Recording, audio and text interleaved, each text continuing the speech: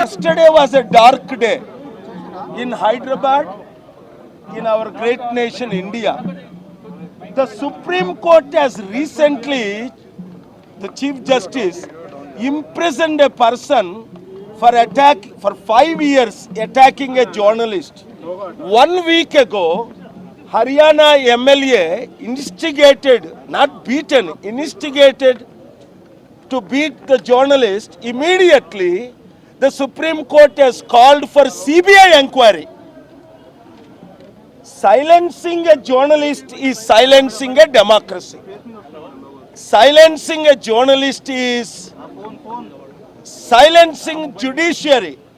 Silencing journalist is killing the nation, because without journalism, without reporting, nobody would know the truth. So therefore, I am surprised and shocked and amazed and perplexed, marveled how an experienced actor like Mohan Babu physically beating up a journalist where he desperately need a plastic surgery. Shocking. And keeping quiet without apologizing. First of all, even more shocking. Stop your dramas, Mohan Babuji. Please first go to the journalist hospital where he is being treated and ask for an unapologetic, unconditional apology. Number one. Number two, the lack of police proper action.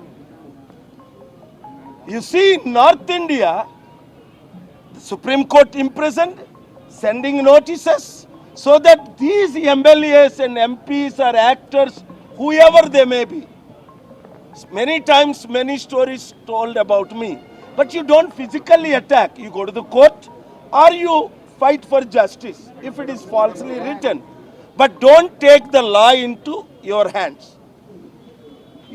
నిన్నటి రోజున మోహన్ బాబు గారు అంత ఘోరంగా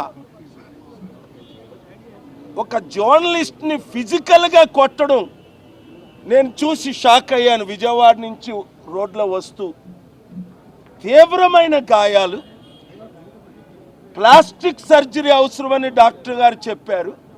ఆయన ఇప్పుడు యశోద హాస్పిటల్లో treatment చేసుకుంటున్నారు.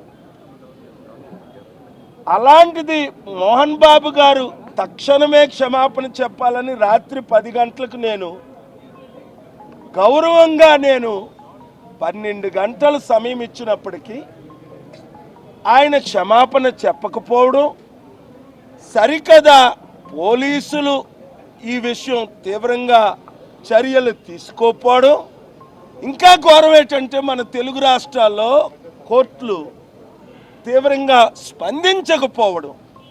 Supreme court 1 week back Haryana MLA ఒక జర్నలిస్ట్ని కొట్టించినందుకు సిబిఐ ఎంక్వైరీ చేశారు. Supreme court chief justice 2-3 months back 5 సంవత్సరాలు ఇంప్రిజన్మెంట్ ఇవ్వండి, జైలు శిక్ష ఇవ్వండి జర్నలిస్టులు కొట్టినందుకు తీర్పు ఇచ్చారు. మరి ఎందుకు మన రాష్ట్రాల్లో ఇంత దరిద్రం?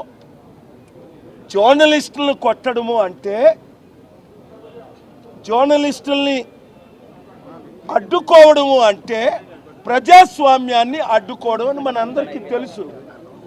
అంత చిన్న చిన్న శాలరీలు తీసుకొని వాళ్ళు రాత్రనక పగలనక ఉన్న సత్యాన్ని బయటకు తీసుకొస్తుంటే వాళ్ళ మీద దాడి చేయడం అది ఊహకి అతీతం నాకు.